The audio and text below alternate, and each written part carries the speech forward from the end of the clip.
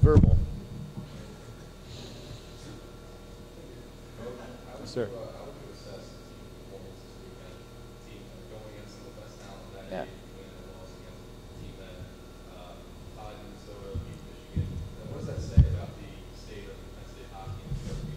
I think what it says is we're going the right direction.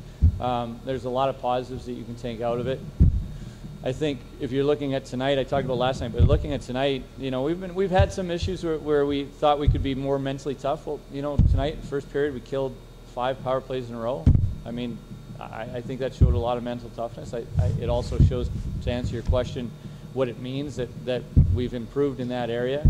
I mean, against obviously an extremely highly skilled team, to kill 5 in a row in the first period, I thought was fantastic. And I mean, you always want to win, but a lot of positives that come out of this weekend. I'm very happy with it, to be honest with you.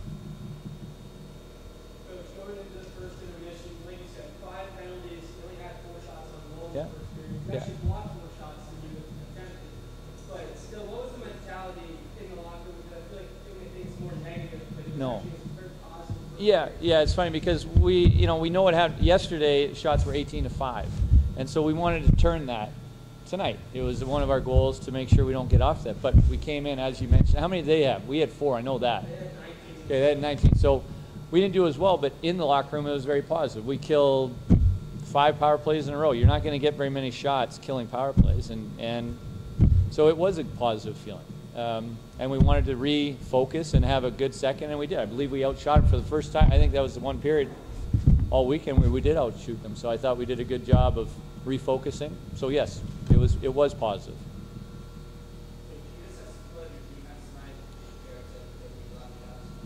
Yeah, actually phenomenal for the reason of we played 5 all weekend, and Coach Fisher actually came to me twice in the third, said, we got to grit this one out because we're dead back there. And we actually asked, I think 3 times, defensemen how they were. We were going to call time just for the sake of calling time, but they said they were good and went on. So considering you have a guy like Mark Annis, who this was his first weekend, he had 3 pretty tough days in a row because we worked him pretty hard on Thursday, and I thought the D were awesome. I mean, they held a very skilled team to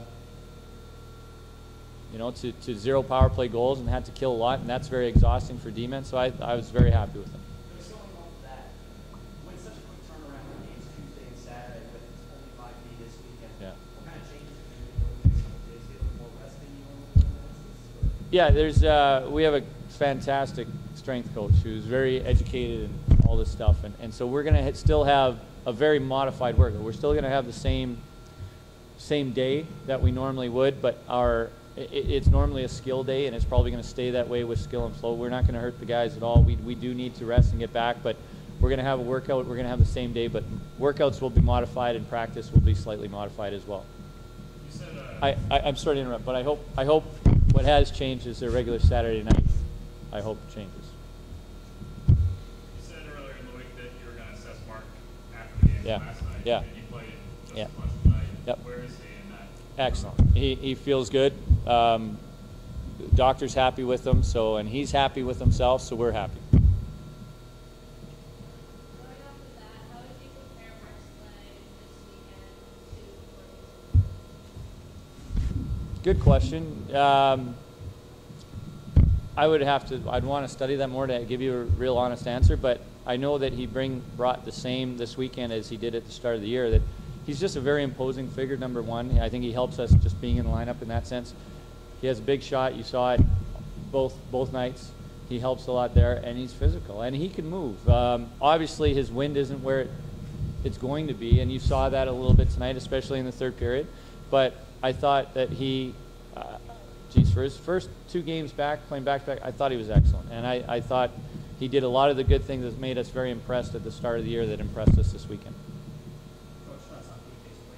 Yeah, he was excellent. We had, it's funny, I don't know, those goalies are funny, aren't they? Like they're funny. They both just had a great weekend. I thought he was excellent. He had a great stop on a breakaway. He had other great stops. He was very, very good. Pretty healthy competition between you and Nancy, but Yeah, and that's sort of what I meant, but they're funny because, you know, if you look at UConn, I'm sure, admittedly, if you ask them, they weren't very happy with their performances in UConn. So it sort of seems that I don't know if they're on the same cycle, I don't know, but they seem to be great together and they seem to be a little off together. So we'll have to figure that one out. How much did it throw things off not having Taylor for half the game on what's been your best storyline the last 2 weeks? I thought Frito fit in pretty well. One of the great things about Max Gardner is he plays both the wall and center. And if you watch him, like, he's really good on the wall. He's a big guy. I mean, it's not really surprising, but he's really good on the wall. And he was doing a fantastic job. But when we asked him to move from the wall to center, I mean, he didn't miss a beat. So we're lucky there. I mean, because Gardner plays both, it was less of a factor than it would have been if we were stuck for a centerman. But because he plays both, I thought it was pretty seamless. And Frito came in. I thought he did a really good job. I think one of his very first shifts was a power play, and he was in front of the net all alone. He got drilled in the foot. Might have even been a Giannis, I don't know. But that's how he was welcomed to that line. But I thought he did very well.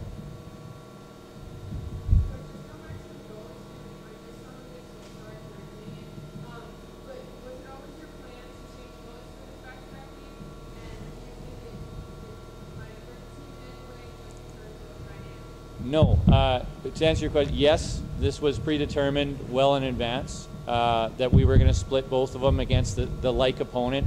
And do I think it hurt the team? Absolutely not. I think I know the team has a lot of confidence in both guys. And as Kyle was mentioning, I mean, they have a pretty good, healthy competition, positive competition going between them. So, in fact, I think it might have even helped.